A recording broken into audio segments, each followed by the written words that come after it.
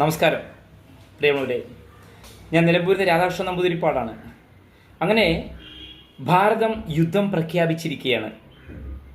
ഏത് സമയവും പാകിസ്ഥാന് മേലെ ആക്രമണം അഴിച്ചുവിടും. അതിനിടയിൽ പ്രത്യാക്രമണവും നമ്മൾ പ്രതീക്ഷിക്കേണ്ടതുണ്ട്. എന്തൊക്കെയായാലും ഈ യുദ്ധം അനിവാര്യമാണ്.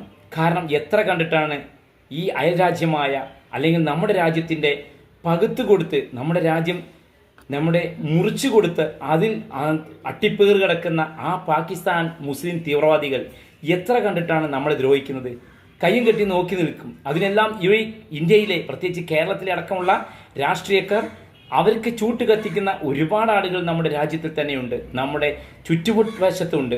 അവിടുന്ന് പലരും വിവാഹം കഴിച്ച് ഇവിടുത്തെ സ്ത്രീകളെ വിവാഹം കഴിച്ച് ഇവിടെ കയറിക്കൂടി ഇവിടെ ആക്രമിക്കാൻ പദ്ധതിയിട്ടിട്ടുണ്ട്.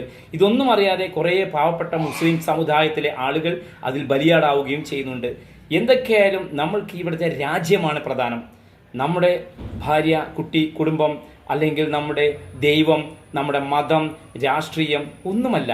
കാരണം ഒരു അക്രമം വന്നാൽ, അല്ലെങ്കിൽ ഒരു റോക്കറ്റ് വന്നാൽ, മിസൈൽ വന്നാൽ, അല്ലെങ്കിൽ ഒരു അണ്വായുധം വന്നു കഴിഞ്ഞാൽ ഇവിടെ ഒരു ദൈവവും ഒരു പടച്ചോനും ഒരു യേശുവും സഹായിക്കാനില്ല. അതുകൊണ്ട് ഈ രാജ്യത്തിനാണ് നമ്മൾ ഓരോ പൗരന്മാരും പ്രാധാന്യം കൊടുക്കേണ്ടത്.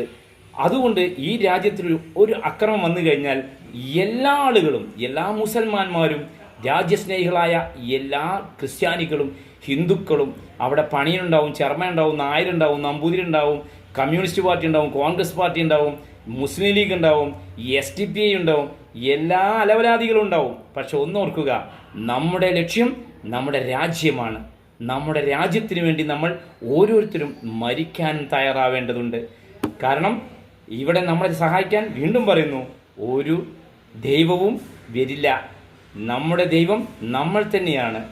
അതുകൊണ്ട് രാജ്യത്തിൻ്റെ പുരോഗതിക്ക് വേണ്ടി ഓരോ പൗരന്മാരും സന്നദ്ധരാവുക, ആയുധമെടുക്കുക. കാരണം രാജ്യമാണ് പ്രധാനം. നമസ്കാരം.